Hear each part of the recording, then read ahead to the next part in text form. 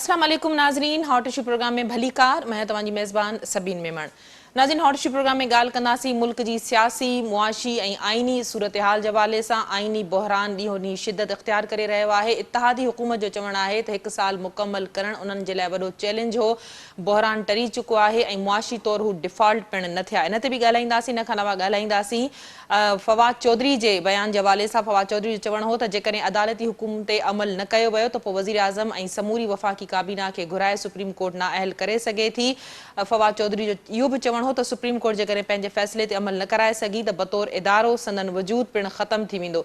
इन ते बि ॻाल्हाईंदासीं। इन खां अलावा आदमशुमारी जे मामले ते पिणु ॻाल्हाईंदासीं, जंहिं ते जमात इस्लामी, फारूक सत्तार ऐं फवाद चौधरी पारां पिणु तहफ़ुज़ात ज़ाहिर कया विया आहिनि। फवाद चौधरी जो चवणु आहे त कराची ऐं हैदराबाद जी आबादी ॼाणी वाणी घटि ॾेखारी वई आहे त जीअं कराची मां क़ौमी जूं 2 सीटूं घटि थी सघनि। MQM जे मुतालबे ते इहा आदमशुमारी कराई पई वञे ऐं MQM खे तहफ़ुज़ात इन करे आहिनि त जीअं उन्हनि जा मफ़ाद पूरा न थी सघिया आहिनि। इन समूरी सूरत हाल ते ॻाल्हाइण जे लाइ असांखे GDA सां तालुक़ु रखंदड़ सीनियर सियासी अॻवान डॉक्टर सफ़दर अब्बासी साहब जॉइन कयो आहे। डॉक्टर साहब भली कार, तव्हां असांखे प्रोग्राम में जॉइन कयो। डॉक्टर साहब, छा चवंदव हिन वक़्तु मुल्क में जेको आइनी बहरान शिदत इख्तियार करे चुको आहे? जी हिन में को शक कोन्हे त हिन महिल मुल्क हिकु शदीद आइनी, मुआशी, सियासी, समाजी हर क़िस्म जे बहरान में मुब्तला आहे। उन जे विच ते जेको इहो इहा जेका सुप्रीम कोर्ट जो फ़ैसिलो आहे, उनजे नतीजे में जेके हुकूमत जी जेका रिस्पॉन्स आहे उहा यकीनन जेको आहे सो इन बहरान खे वधाए रही आहे। हिन महिल असां ॾिसूं पिया त जेको आहे सो सुप्रीम कोर्ट जे पंहिंजे अंदरि बि कुझु मसइला आहिनि जेके मूंखे लॻे थो त चीफ जस्टिस साहिबु उनखे कवर करण जी कोशिशि बि करे रहिया। ऐं जेके गुज़िश्ता ॾींहंनि में जेके जजिस जी पंहिंजी इंट्रैक्शन थी आहे उनमें लॻे थो पियो त जेके उनजी इंटरनल पोज़ीशन आहे उनखे उन पहिरें काबीना ऐं पोइ उन खां पोइ पार्लियामेंट जी जेका सो जी पोयां लिकण जी कोशिशि करे रही आहे। मां सम्झां त जेको फ़ैसिलो आहे सुप्रीम कोर्ट जो बिल्कुलु क्लियर आहे त 90 ॾींहंनि में इलेक्शन थियणु खपनि।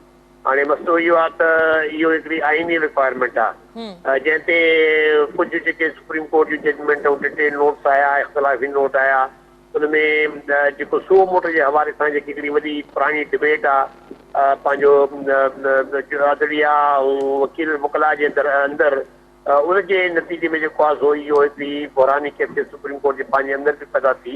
पर मां सम्झां थो इन ॻाल्हि ते जेको आहे सो को ॿारायूं कोन्हनि त जेका जेका असेंबली डिज़ोल्व थियण खां पोइ जेका इलेक्शन आहे उहा 90 ॾींहंनि में थियणु खपे। ऐं मां सम्झां थो पियो त सुप्रीम कोर्ट जी जेको फ़ैसिलो आहे 90 ॾींहंनि में इलेक्शन वारो ऐं 14 मई ते इलेक्शन कमीशन खे जेको ऑर्डर थियो आहे उहो हिकिड़ो आइनी इक़दाम आहे। उन तां जेको आहे सो निकिरणु जेको आहे सो हिन महिल कंहिंजे लाइ बि ॾाढो ॾुखियो आहे। पोइ हाणे इहा कंफ्रंटेशन हिन महिल जेका इलेक्शन कमीशन क्लियरली चयो आहे त जेको उन पंहिंजे शेड्यूल इशू करण खां पोइ उन्हनि क्लियरली चयो आहे त बाक़ी जेके 2 नुकातनि ख़ासि तौर ते जेके पैसा ट्रांसफर थियणा आहिनि इलेक्शन कमीशन खे ऐं जेको सिक्योरिटी मैटर्स आहिनि उन ते हुकूमत जेको आहे सो को ताउन करण लाइ तयारु न आहे। इहा क्लियरली जेको हिकिड़ो नोट आहे इलेक्शन कमीशन जे तरफ़ां मां सम्झां थो उहो हिन महिल सुप्रीम कोर्ट जे साम्हूं आहे। हाणे ॾिसूं त जेका 3 मेंबर बेंच हुई जंहिं फ़ैसिलो ॾिनो आहे हाणे एक्चुअली उनजे तरफ़ां कहिड़ी कार्रवाई थी रही आहे इहो यकीनन हाणे ॾिसण वारी ॻाल्हि आहे। अच्छा अब्बासी साहब, तव्हां इलेक्शन जी अब्बासी साहब मामलो इलेक्शन जो आहे। हुकूमत जो चवणु आहे त सॼे मुल्क में इलेक्शन या चूंडूं जेके आहिनि ऐं हिक ई टाइम में थियणु घुरिजनि। जेकॾहिं अलॻि अलॻि थियनि थियूं त मुल्क में अनारकी में पखेड़ बि अनारकी में वाद ईंदी। इन हवाले सां हिक ई ॾींहं ते सॼे मुल्क में चूंडूं कराइण जे हवाले सां ठराप मंज़ूर थी चुको आहे। छा चवंदव? ॾिसो मुंहिंजी ॻाल्हि ॿुधो, ठराव जो त को मां न सम्झंदो का वक़्तु आहे, पर जे इलेक्शन हिकिड़े ॾींहं ते बि कराइणी आहे त हिन बहरान खां पोइ त मुंहिंजे ख़्याल में हुकूमत पाण असेंबली चाहे करे हुकूमत डिलीवर कोन थी करे सघे। 1 साल जे अंदरि जेका मुआशी सूरत हाल पाकिस्तान जी उहा वगरगुर थी वई आहे, जेका सियासी सूरत हाल आहे उहा वधीक ख़राब थी वई आहे। हिन महिल हिकु शदीद कंफ्रंटेशन आहे सीट ते ऑपोज़िशन ऐं गवर्नमेंट जे विच ते। ऐं ईअं लॻे थो महसूस थी रहियो त हर शइ जो जेको आहे सो हिकिड़ो टूट फूट जो शिकार आहे। ऐं हर शइ जेको आहे सो ॾींहों ॾींहुं असां हिकिड़ी अनारकी जी सूरत हाल में वञूं था पिया।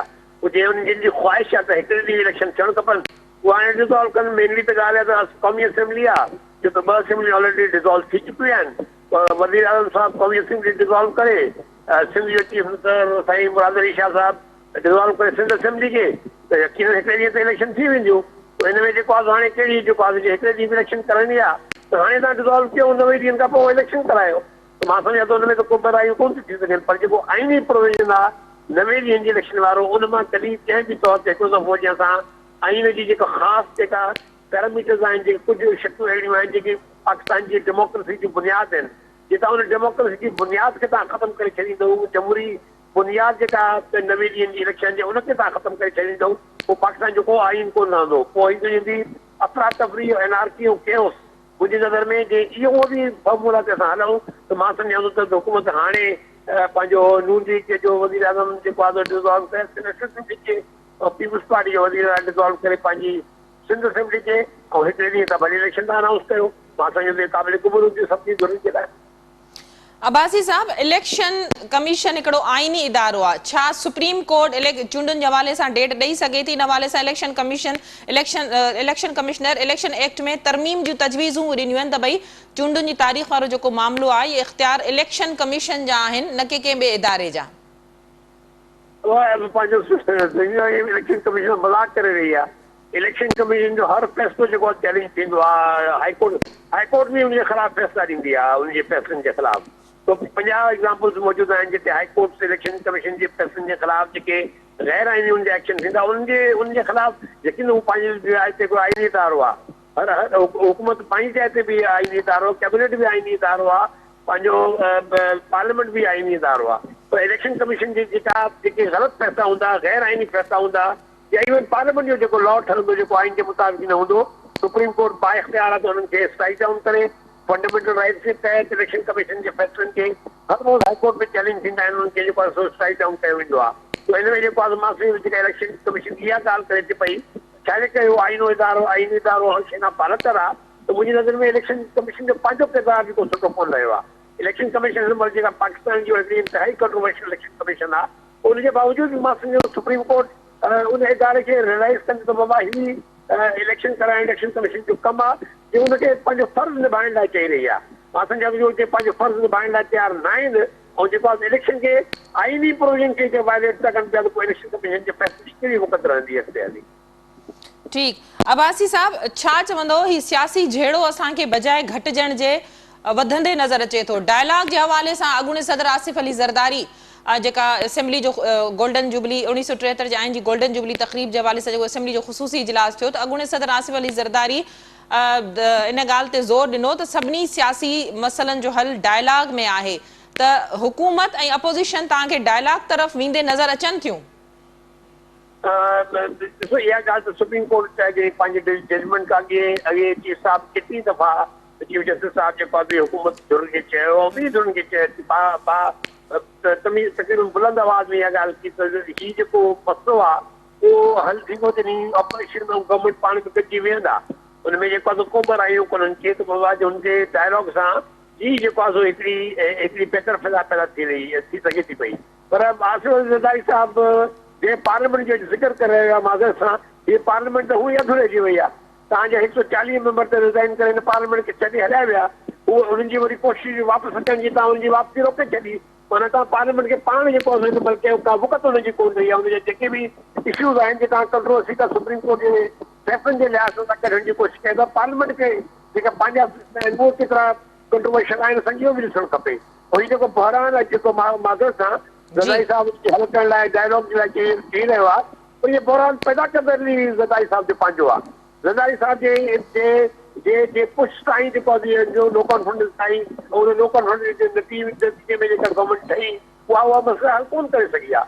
उहा हुकूमत जेको आहे बिल्कुलु पैरालाइज़ हुकूमत आहे। अॼु IMF सां तव्हांजा मुज़ाकरात किथे कोन्हनि के, तव्हांजा जेके पंहिंजा वेझा पंहिंजा प्रिज़र्विंग कंट्रीज़ आहिनि जेके तव्हांखे हमेशह इमदाद ॾींदा रहिया आहिनि, उहे जेको आहे हथ हराया विया आहिनि।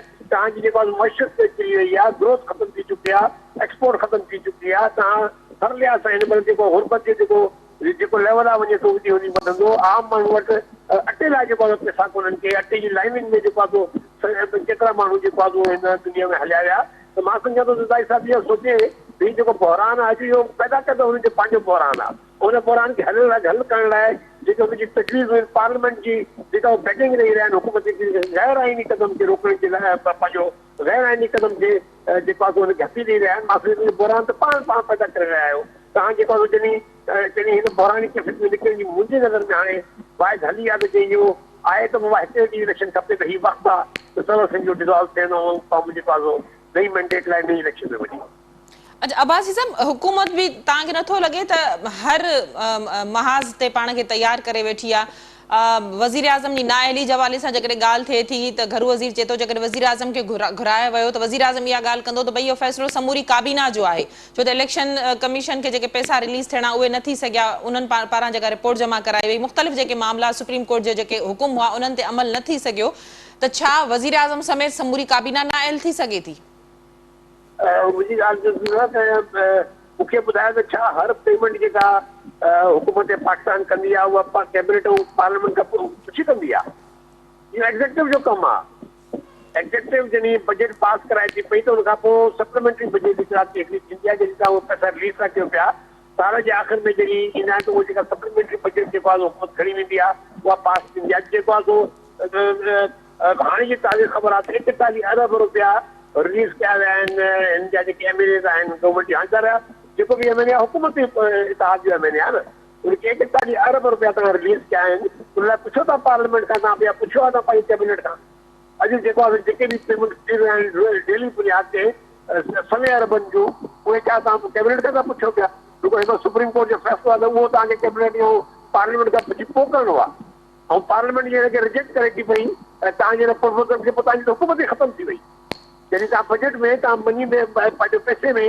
जॾहिं तव्हां पास नथा कराए सघो त पोइ त गवर्नमेंट थी ॾे गवर्नमेंट हैज़ टू गो माना बजट प्रपोज़ल जे गवर्नमेंट जो डिफीट थी वियो त पोइ त तव्हां ख़तमु आहियो त पोइ त तव्हांजी त गवर्नमेंट ई कोन्हे का पोइ मां इहो महसूसु कयां थो त इहो सॼो हिकिड़ो मैलाफाई जी तस्वुर आहे हिकिड़ी शइ खे रोकण जे लाइ की आईनी जेके प्रोविज़न खे रोकण जे लाइ उनखे अमल न करण जे लाइ जेको हुकूमती बहाना आहिनि बाक़ी मां सम्झां थो शइ क्लियर आहे तव्हांखे इलेक्शन कराइणी आहे जे नथा करायो त यकीन बहरान वधंदो पंहिंजो हिकिड़ी वॾी कंफ्रंटेशन नज़र अची रही आहे अदलिया ऐं पंहिंजो हुकूमत जे दौरान हुकूमत खे अची हिन में पार्लियामेंट खे बि हिनखे ट्रैक करे ऐं पार्लियामेंट खे बि हिन विच में खणी अचे मां सम्झां थो इहो सुभाणे हर कंहिं पोइ जेका अफ़रा तफ़री जो शिकार थी वेंदो भुखड़ा रोडनि ते हूंदा आवाम रोडनि ते हूंदो माण्हू रोडनि ते हूंदा हिकिड़ी वॾी हिकिड़ी पाकिस्तान जे अंदरि हिकिड़ी अफ़रा तफ़री सूरत पैदा थियण जी वॾो इम्कान आहे मां सम्झंदुमि त तव्हां पहिरें जो असां हुन ॻाल्हि ते पहुचूं या त असां वञूं हिकिड़ी पंहिंजो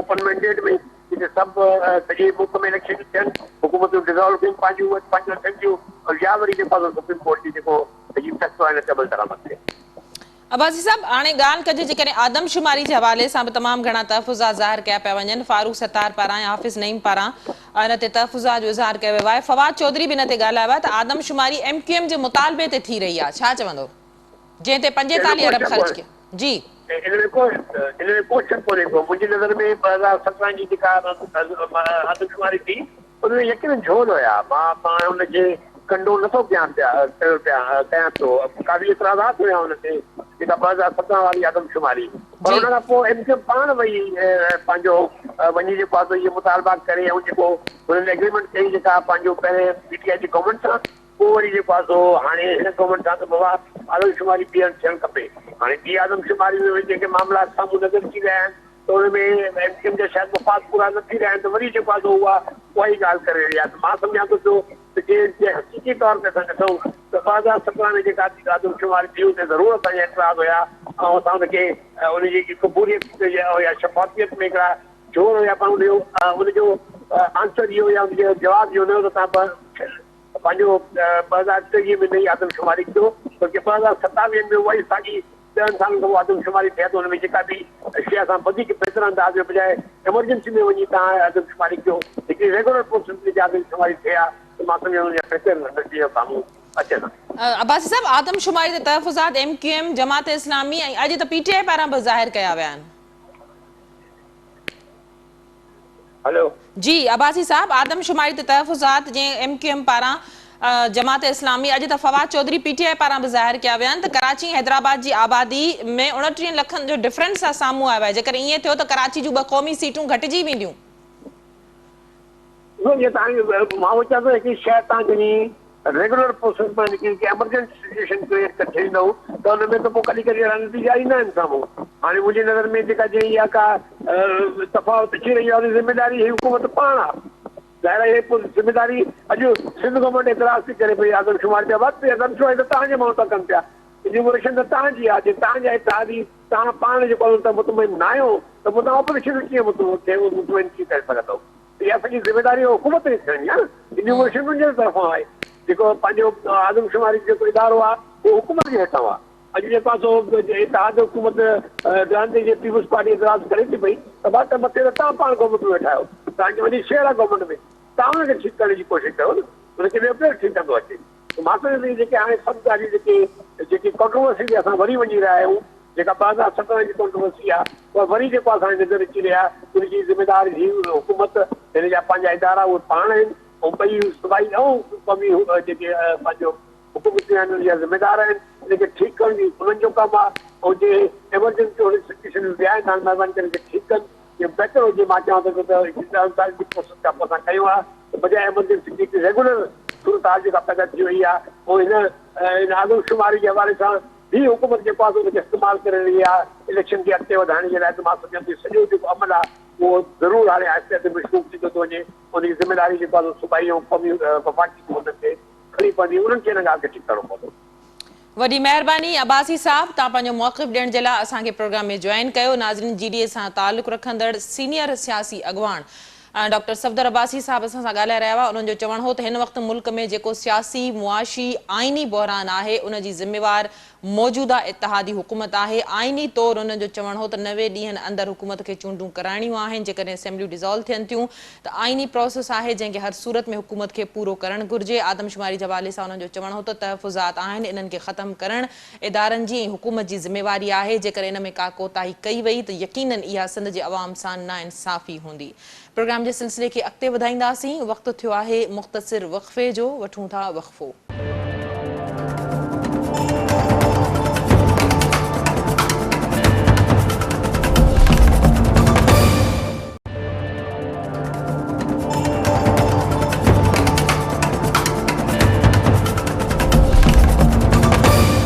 वेलकम बैक नाज़रीन, प्रोग्राम जे सिलसिले खे अॻिते वधाईंदासीं। इन ई समूरी सूरत हाल ते ॻाल्हाइण जे लाइ असांखे मेंबर सिंध असेंबली PTI सां तालुक़ रखंदड़ बिलाल गफ़ार ज्वाइन कयो आहे। बिलाल, वेलकम कहती हूँ, आपने प्रोग्राम में ज्वाइन किया। बिलाल, घरू वजीर कहते हैं कि अगर इमरान खान ने अपना रवैया तब्दील न किया तो फिर इंतखाबात जो हैं वो 8 अक्टूबर को भी नहीं हो सकेंगे, क्या कहेंगे? देखें सभी, ये जो PDM है इसमें पीपल्स पार्टी, MQM, PMLN और जो 13 जमातें हैं ये सब इमरान खान की पॉपुलैरिटी से खौफजदा हैं। सारे सर्वेज बता रहे हैं कि इमरान खान पॉपुलर लीडर है, पाकिस्तान तहरीक-ए-इंसाफ अगला इलेक्शन जीतने को जा रही है। तो अब ये बहाने ढूंढ रहे इलेक्शन ना करने के। शहीद जुल्फिकार अली भुट्टो ने इस मुल्क का आइन दिया, आज उन्हीं के भांजे इस मुल्क में आइन शिकनी कर रहे हैं। और मुझे बड़ा अफसोस हुआ कि असेंबली में एक तमाशा किया गया कि एक तरफ आप एक आइन की सेलिब्रेशंस कर रहे हैं, 50 इयर्स की आप गोल्डन जुबली मना रहे हैं, और वहाँ एक जज को आप बुरा भला कह रहे हैं। वो उस जज को बुरा भला कह रहे हैं कि जो आइन के लिए खड़ा हुआ है, और वहीं पे एक दूसरे जज बैठे हुए हैं और वो जो सियासी तकारीर हो रही है वो सुन रहे हैं।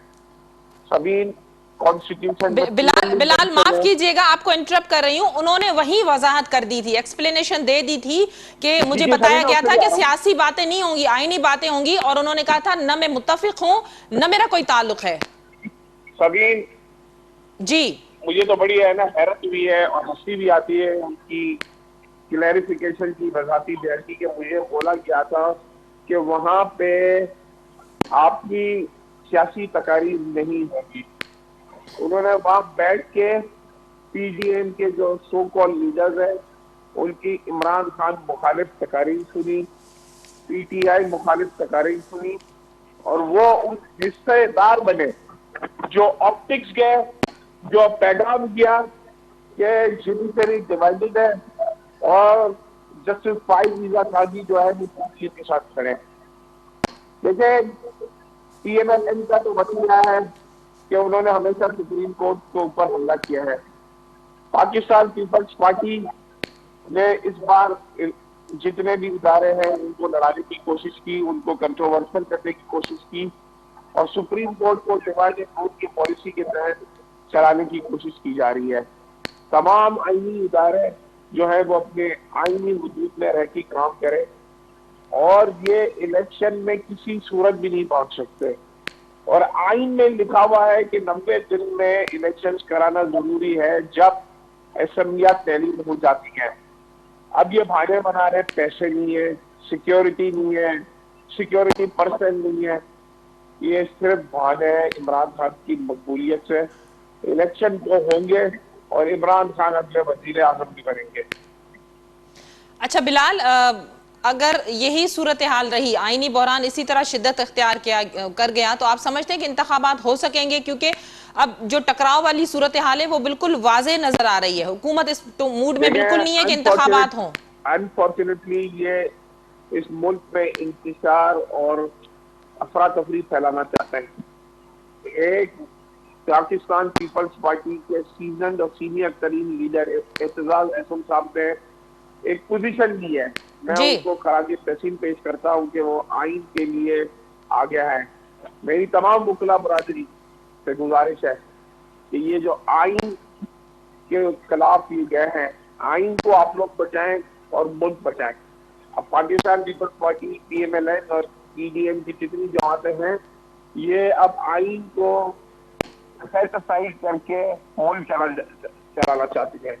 ये इन्होंने आइन को तोड़ा है और मैं तो ये कहता हूँ कि पूरी PDM के जो हुकूमत है, इनके जो कैबिनेट मेंबर्स हैं, उनके ऊपर आर्टिकल 6 लगना चाहिए कि इन्होंने आइन शिकनी की है। और मुझे वो बड़ी खुशी भी आती है और हैरत भी आती है कि पाकिस्तान पीपल्स पार्टी जो जमहूरियत की चैंपियन बनती है, जो democratic so called democratic champions बनते हैं, वो बिलावल साहब कहते हैं कि अगर इस मुल्क में इलेक्शंस हो गए तो मार्शल लॉ आ जाएगा, इमरजेंसी आ जाएगी। तो क्या पाकिस्तान पीपल्स पार्टी इस मुल्क में मार्शल लॉ की दावत दे रही है? ये किसको धमका रहे हैं, किसको धमकियां दे रहे हैं कि इस मुल्क में इमरजेंसी लग जाएगी? भाई क्यों इमरजेंसी लग जाएगी? अगर आप कोई आईनी इक़दाम करने जा रहे हैं, एक आइन में जो प्रोसेस है उसको फॉलो करने जा रहे हैं, तो उससे कौन सी इमरजेंसी और उससे कौन सा मार्शल लॉ लगेगा? इस मुल्क में 1 साल से जब से पाकिस्तान डेमोक्रेटिक मूवमेंट की हुकूमत आई है, रिजीम चेंज हुआ है, इस मुल्क में इकोनॉमिक कियोस, इकोनॉमी आपकी जो है वो कोलैप्स हो गई है, अफरा तफरी हो गई है। और इस इंतशार का वाहिद हल ये है कि इस मुल्क में जल्द से जल्द इंतखाबात करवाए जाए। महंगाई आपकी रिकॉर्ड लेवल पे है, बेरोजगारी आपके रिकॉर्ड लेवल पे है, मुल्क के कारखाने बंद हो रहे हैं, एक्सपोर्ट आपकी गिर गई है। 16 अरब डॉलर की जो रिजर्व छोड़ के गए थे वो 4 अरब डॉलर है। आपके एक आम आदमी है वो 2 वक्त की रोटी नहीं खा सकता। ये PDM उसी वक्त पर आई थी ना जब कह रहे थे कि इस मुल्क में महंगाई और इमरान खान की हुकूमत को जाना चाहिए। उस वक्त 12% महंगाई थी और आज 45% महंगाई है। तो ये जो PDM की जितनी जमातें हैं उनको तो मैं कहता हूँ कि आप महंगाई खत्म करने आए थे, अब तो 2 गुना महंगाई हो गई है। बिजली के बिल 2 गुना हो गए, गैस के बिल 2 गुना हो गए।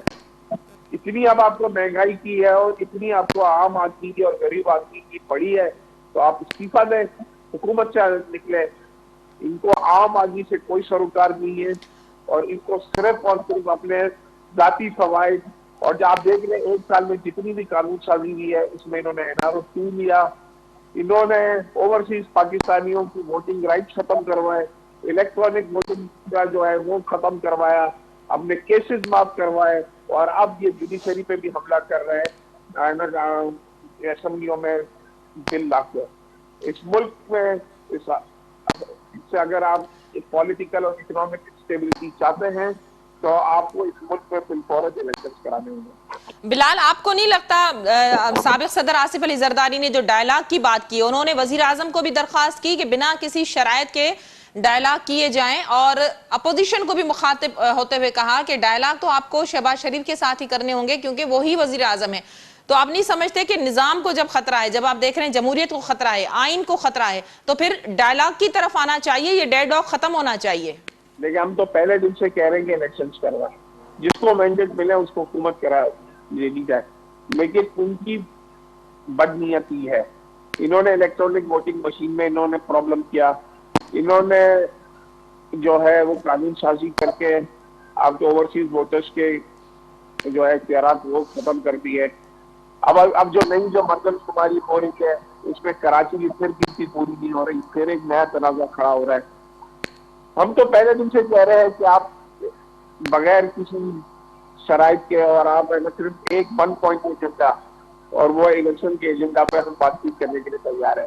اب یہ کہہ رہے ہیں کہ ہمارے پاس الیکشن کرانے کے لیے پیسے نہیں ہیں، اور جو 21 ارب روپے وفاقی حکومت نے الیکشن کمیشن کو جاری کرنے تھے انہوں نے وہ بھی جاری نہیں کیا.